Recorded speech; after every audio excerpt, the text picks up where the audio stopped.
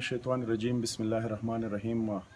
ستاسو ورور فضل وهاب سواتي یو ځل بیا ستاسو سره نیغ په نیغه مخاطب یم راغلی. م دلته د یو خورکۍ خواله علي شئیر به نشاندهي کړې وه، د هغه په وینا باندې راغلي. نو زه غواړم چې تاسو د دې خورکۍ دا کوم څه چې دي، د دې وینا چې کومه ده او د دې دا کوم داستان دی چې دا تاسو ووینئ.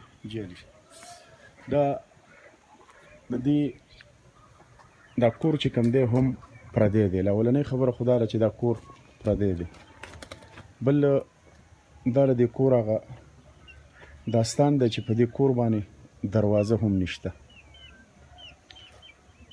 دا تاسو لیدی شئ، دغه هغه داستان دی د دې کور. تاسو باندې ټول زه لیدل غواړم چې تاسو دا وینئ او فیصله بیا تاسو وکئ.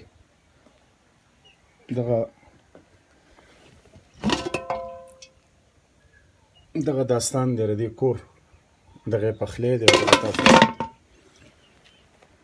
چیک کئ. مسلمانانو وروڼو، الله دې په هر چا باندې خپل رحم فضل وکړي. دغه ټول داستان تاسو وګورئ. دغه سره چایونه دي او دغه غریبي ده. الله دې څوک نه بېوسه کوي، الله دې څوک نه محتاجي. محتاجي ډېر بد څیز دی. مونږ خو راغلي تقریبا د یوې میاشتې راشن مو له راوړی دی. په هغې کې مو له دغه اوړه راوړي دي، ورسره م وریجې دي، غوړي دي، چای چیني، کوم چې د دوی د میاشتې کوم راشن لګي هغه خو له مونږ راوړی دی. خو دا په دوی باندې ډېر کم دی، ځکه چې د غربت نه پې نوره نه خیږي. او دا داسې کور دی، تاسو ته وایم چې په دې کې 4 ماشومان دي او یوه پکې تور سرې ده، هغه هم بې اسرې ده. نو زه دغه ماشومان هم تاسو ته ښیم. دا ماشوم هم ده، راشه راشه زویه، دلته کښېنه، هغه ځای ته کښېنه زویه. دا ګلالۍ وینئ تاسو، دا د ګل په شانتې ګلالۍ ده. دا زما د بچیان دا دي ناست دي، دا هم تاسو وینئ.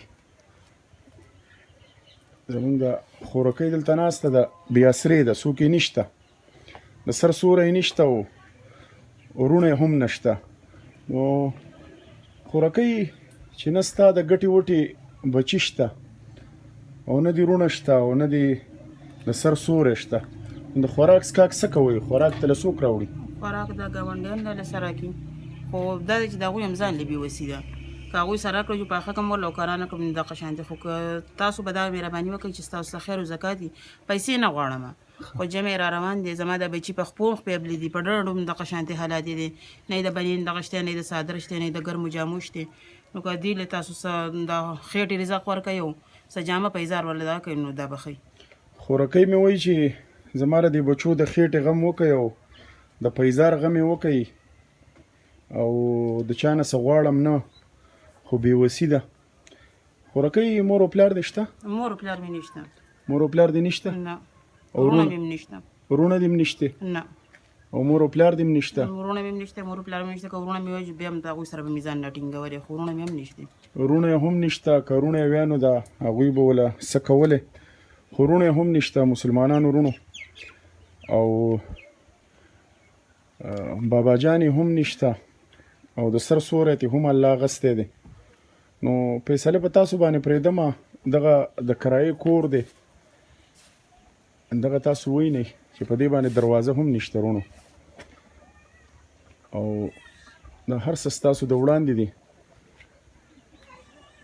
دا د دې نه کرایه اخلي خورکۍ؟ کرایه د نه اخلي؟ کرایه د نه اخلي؟ نه اخلي د نه کرایه؟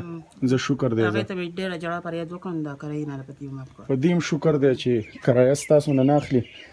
مسلمانانو وروڼو، دا هر څه تاسو ولیده، دا ستاسو د وړاندې دي. د دوی دا رزق هم ما تاسو ته وښو چې دی رزق دی او دی خوراک دی.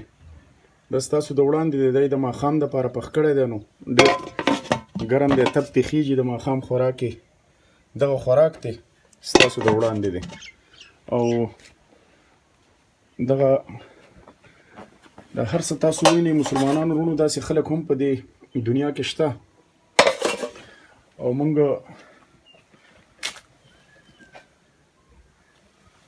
دغه سره چایونه هم وینئ.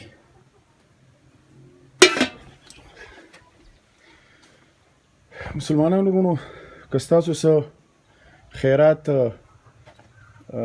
صدقات او زکات وي نو دا تاسو کم از کم زمونږ د دې خوراکۍ سره زمونږ د خوراکۍ تاسو ولیده چې دا بې یارو مددګار ده، نه پلار شته، نه رونه شته، نه د سر سوری شته، خاونې هم نشته او 4 بچي دي. دا وایي چې ماله د جمعې بندوبست وکړئ، د دې د کپړو د دې د پیزار ماله بندوبست وکړئ. یوه خبره. دویمه خبره وایي چې نغدي روپۍ مې نه دي په کار، خو ماله دومره وکړئ چې ماله د دې خېټې غم وکړئ، دومره مې څه لږ نه، خو چې د میاشتې یو بوجۍ اوړی او د دغه شان چینی ورسره د روزمره استعمال هغه کم لږ غونته کې دال یا څه څیزونه وي، نو دغه ماله راکوئ.